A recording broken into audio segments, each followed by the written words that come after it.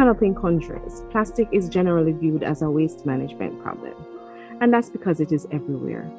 But plastic is a problem from its cradle to its grave, how it's made, how it's used, and how it's discarded. Many people do not realize that plastics are made from fossil fuel. In fact, it accounts for about 6% of global oil consumption, and that number is expected to increase to 20% by 2050. At conception, its main ingredients are extracted from fossil fuels in oil refineries and gas processing plants. As products, it is convenient, inexpensive, and durable. Its durability is one of the primary reasons for its popularity, but it is the same reason why it's an environmental nightmare, particularly as single-use items. Single-use plastic items are designed to be used only once and then discarded. As waste, its toxins leak into the soil. It blocks the drains and creates further social and economic challenges for already vulnerable economies. And in the ocean, it further exacerbates the problem for small island economies like Jamaica, who is heavily dependent on the marine environment in the form of tourism and fishing. Plastics are a very important part of daily living here in Jamaica. A lot of the plastics that we use are for food and for food packaging industry, among other things. But the thing is that as a developing nation here in Jamaica, we import a lot of plastics and we don't dispose of them properly because we may not have enough recycling facilities to do so. And so 15% of the waste that households generate are actually plastics, polyethylene, which if left in the environment is very disastrous or toxic to our soil as well as the atmosphere when it remains in the landfills not recycled. We have a major problem here in Jamaica.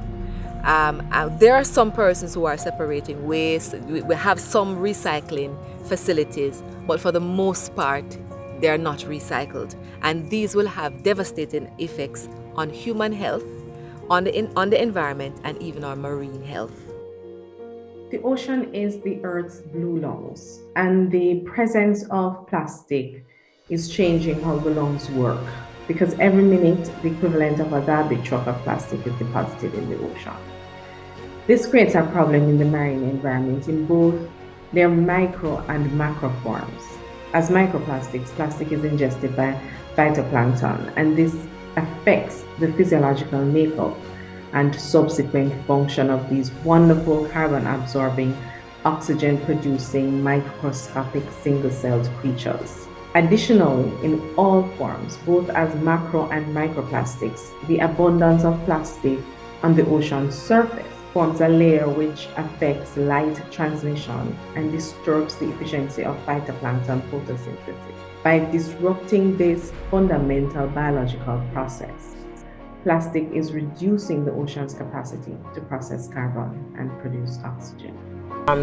The Paddy River and even the Ochum River are giant from like community like Oxford, Field, Jacksonville, Islington, and them places. So way up. Way up, so you know all of the plastic are going to come down when time comes. Them throw garbage in the river so till when rain fall, the river water turn purple. Yeah. The way it polluted. Yeah, man. Kill the fish them. I catch fish already, and when I catch my plastic, I take out time belly. Fish eat the plastic and it kill them. All of them plastic here come from the gutter. They drain them. One of them, when the people them flush them in there, when the rain come heavy, you wash to the sea. And the sea you wash you up back on land. Some go for a sea and some come on land. Miles and miles of plastic out of sea there. This is what we live off, right? To feed our wife or our kids.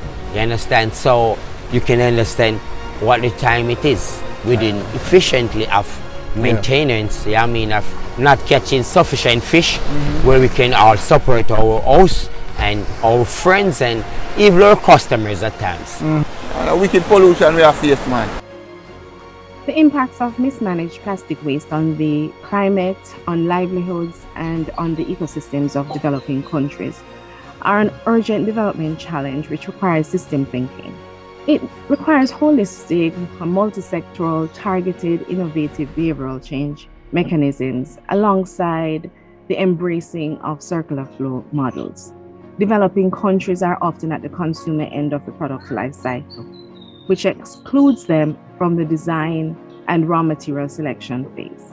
However, the good news is that there are a growing number of examples being implemented, which minimizes the need for the final disposal of waste into the environment and reduces the mining of virgin fossil fuels and virgin materials. Plastic is being recycled and repurposed into new products by developing countries every day.